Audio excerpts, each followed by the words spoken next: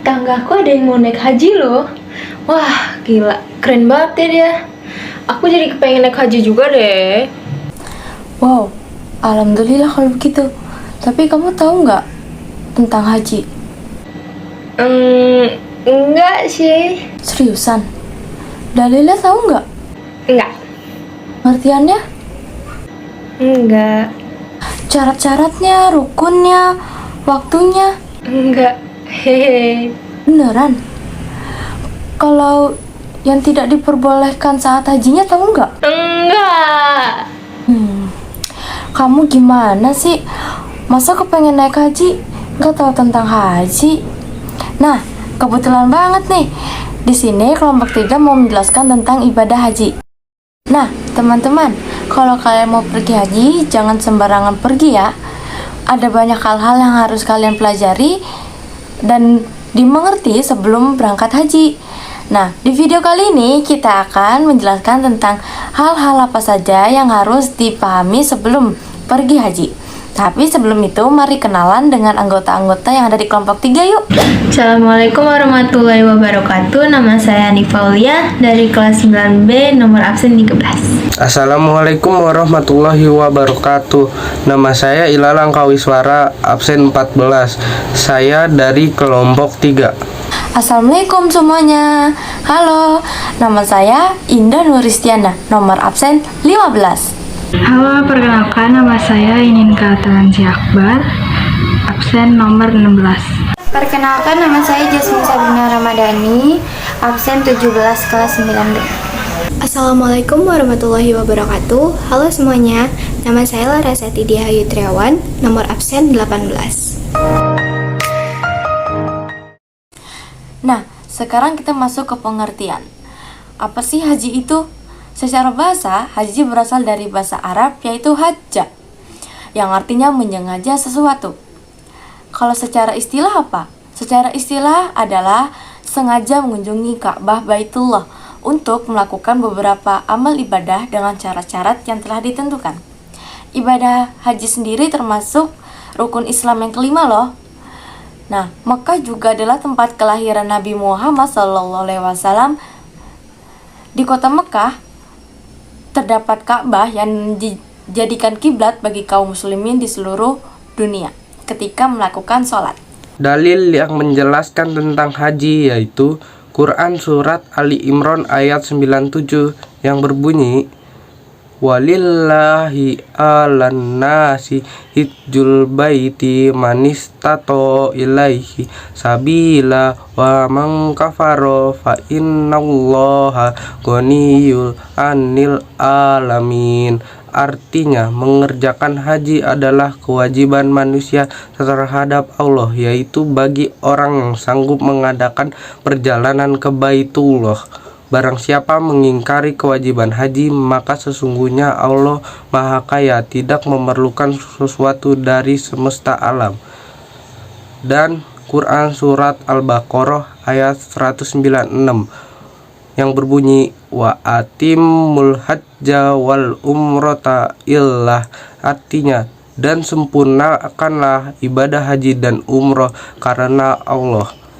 Nah, setelah dalil yang dibacakan oleh Ilalang tersebut, kita jadi tahu bahwa ayat tersebut sudah jelas bahwa perintah melaksanakan haji adalah wajib bagi yang mampu dan sekali dalam seumur hidup. Maksud dari mampu adalah secara material ya, yaitu cukup untuk biaya sendiri maupun untuk keluarga yang ditinggalkan, dan mampu secara fisik atau sehat selama melaksanakan ibadah haji. Lalu ada syarat-syarat wajib ibadah haji. Syarat wajib ibadah haji adalah syarat-syarat yang apabila terpenuhi, maka wajiblah orang tersebut untuk melaksanakan haji. Sebaliknya, kalau syarat-syaratnya tidak terpenuhi, maka gugurlah kewajiban haji tersebut. Seseorang mempunyai kewajiban untuk menunaikan ibadah haji apabila seluruh syarat yang di atas ini terpenuhi. Di antaranya, ada 1. Islam, beragama Islam. Jika ada orang yang bukan muslim pernah melaksanakan haji, kemudian ia masuk Islam, ia masih tetap mempunyai kewajiban untuk melaksanakan ibadah haji. Yang kedua, balik. Apabila ada anak kecil yang menunaikan ibadah haji, hajinya tetap sah. Namun, hal itu tidak menggugurkan kewajibannya untuk beribadah haji. Artinya, kelak ketika dia sudah dewasa, dia masih tetap mempunyai kewajiban untuk menunaikan ibadah haji. 3. Berakal sehat. Apabila ada orang yang tidak waras atau gila menunaikan ibadah haji, maka hajinya tidak sah. Yang keempat, ada merdeka. Melaksanakan haji bagi hamba sahaya adalah tidak wajib. Yang kelima, mampu atau istito'ah. Adanya kesanggupan yang meliputi memiliki biaya untuk pergi ke Mekah dan kembali, biasanya disebut ongkos naik haji atau ONH. Lalu ada kendaraan. Syarat ini berlaku bagi orang yang bertempat tinggal jauh dari Mekah. Lalu khusus untuk wanita harus mempunyai mahram. Bisa dengan suaminya atau ayahnya, ibunya, atau dengan sesama wanita lain yang dipercaya. Lalu sehat jasmani dan rohani dan memiliki pengetahuan tentang peraturan dan hukum haji. Materi selanjutnya adalah rukun-rukun haji. Rukun-rukun haji terbagi menjadi 6. Rukun haji adalah hal-hal yang harus dilakukan ketika haji. Yang pertama ada ihram. Ihram adalah nama yang diberikan untuk keadaan khusus, keadaan suci yang menandai dimulainya ritual haji untuk setiap jamaah. Nah, tujuan dari rukun ihram ini adalah untuk menunjukkan kesetaraan semua jamaah haji di hadapan Allah Subhanahu wa Ta'ala tanpa ada perbedaan antara orang kaya atau orang miskin dan lain sebagainya. Rukun haji yang kedua ada wukuf.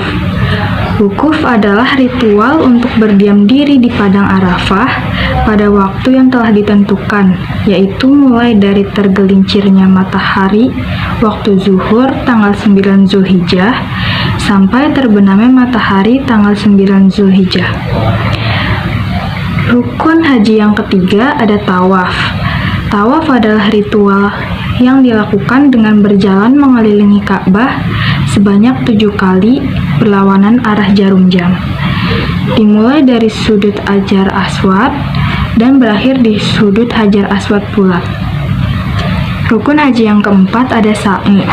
Sa'i atau berlari-lari kecil atau berjalan di antara Bukit Safa dan Marwah sebanyak 7 kali. Sa'i dilakukan setelah melakukan tawaf.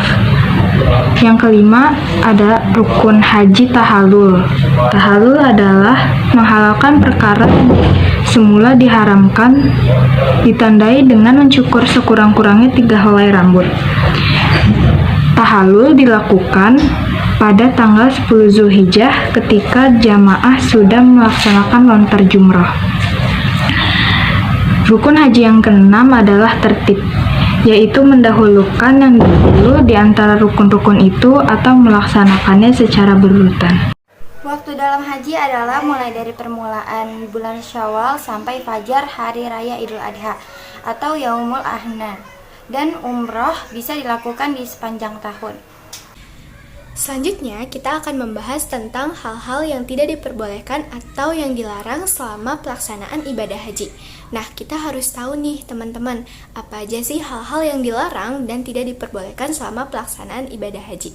Hal-hal yang dilarang atau tidak diperbolehkan selama pelaksanaan ibadah haji ini dibagi menjadi 3, yaitu bagi perempuan, bagi laki-laki, lalu bagi perempuan maupun bagi laki-laki. Yuk kita masuk ke pembahasannya. Jadi, hal-hal yang dilarang atau tidak diperbolehkan selama pelaksanaan ibadah haji bagi laki-laki, yaitu yang pertama, yaitu memakai pakaian yang berjahit atau baju yang berjahit, baik jahitan biasa, sulaman, dan atau diikatkan di kedua ujungnya. Kemudian yaitu menutup kepala. Nah, selanjutnya kita juga akan membahas hal-hal yang dilarang atau tidak diperbolehkan selama pelaksanaan ibadah haji bagi perempuan, yaitu menutup wajah atau menutup muka dengan kedua telapak tangan. Nah, itu tidak diperbolehkan ya teman-teman. Lalu kita akan membahas yang terakhir nih, yaitu hal-hal yang dilarang atau hal-hal yang tidak diperbolehkan selama pelaksanaan ibadah haji baik perempuan maupun laki-laki. Nah, hal-hal yang dilarang atau tidak diperbolehkan selama pelaksanaan ibadah haji baik perempuan maupun laki-laki, yaitu yang pertama memakai wangi-wangian. Nah, ini tidak diperbolehkan ya teman-teman, baik kalian memakainya di badan ataupun di pakaian. Kemudian yang kedua yaitu memotong atau mencabut bulu dan rambut yang ada di tubuh kita. Yang ketiga yaitu memotong kuku, selanjutnya ada mengakadkan nikah, baik menikahkan, menikah, atau menjadi wali nikah. Lalu selanjutnya yang kelima yaitu bersetubuh dengan suami istri. Lalu yang terakhir yaitu berburu atau membunuh binatang darat yang liar dan halal untuk dimakan. Nah, itu dia ya teman-teman hal-hal yang tidak diperbolehkan atau dilarang selama pelaksanaan ibadah haji baik laki-laki maupun perempuan. Nah, hal ini penting banget nih untuk kita pelajari dan kita ketahui. Supaya apa? Supaya ibadah haji kita bisa maksimal dan mendapatkan ridho dari Allah Subhanahu wa Ta'ala. Pengertian pelaksanaan ibadah haji. 1. Ihram dari mikot yang telah ditentukan. Apabila melintasi mikot, seseorang yang ingin mengerjakan haji perlu mengenakan kain ihram dan melaksanakan niat. Ketentuan tempat mikot atau makani. A. Rumah masing-masing bagi orang Mekah. B. Zulhulaifah bagi penduduk Madinah dan yang sejajar. C. Juhfah mikot penduduk Syam, Mesir dan yang sejajar. D. Qarnul Manzil mikot penduduk Najdil Yaman dan sekitarnya. E. Yamlamlam mikot penduduk Yaman, India, Indonesia dan yang sejajar. F. Zatu Irkin mikot penduduk Irak dan yang sejajar. G. Negeri masing-masing mikot penduduk yang berada di antara kota Mekah dengan mikot-mikot tersebut di atas. 2. Wukuf di Arafah mulai waktu zuhur hingga matahari adalah waktu wukuf. Saat itulah jamaah memohon doa kepada Allah Subhanahu wa Ta'ala. 3. Mabit di Muzdalifah, Mekah. Ketika matahari tenggelam pada hari itu jamaah meninggalkan Arafah menuju Muzdalifah untuk menginap atau mabit. 4. Melontar jumroh Aqobah sebelum matahari terbit. Untuk melontar jumroh Aqobah 7 lontaran. Tahallul secara harfiah artinya dihalalkan. Dalam haji dan umroh maksudnya adalah diperbolehkan. Jamaah haji dari larangan atau pantangan ihram. Tahallul disimbolkan dengan mencukur minimal 3 helai rambut. Mabit di Mina menginap minimal 2 hari, disunahkan melontar jumrah dengan 3 sasaran. Tawaf ifadah. Setelah merampung mabit dan melontar jumrah di Mina, jamaah menuju Mekah untuk melaksanakan tawaf ifadah dilanjutkan dengan sa'i. Nah, teman-teman, gimana nih? Pasti sudah lebih paham dong tentang pelaksanaan ibadah haji. Jadi, sebelum kita menunaikan ibadah haji, kita semua harus tahu dulu nih tentang ibadah haji, baik dari pengertiannya, kemudian dalil, waktu pelaksanaan, syarat-syarat, hukumnya, lalu ada hal-hal yang dilarang, kemudian ada rukun-rukunnya dan pelaksanaannya tuh seperti apa. Jadi jangan sembarang menunaikan ibadah haji saja ya, tapi kita harus tahu dulu tentang ibadah haji tersebut. Bener banget tuh, jadi harus belajar tentang haji dulu ya guys. Sekian presentasi dari kelompok 3. Teh manis buatan kekasih, salam manis dan terima kasih. Wassalamualaikum Waalaikumsalam warahmatullahi wabarakatuh.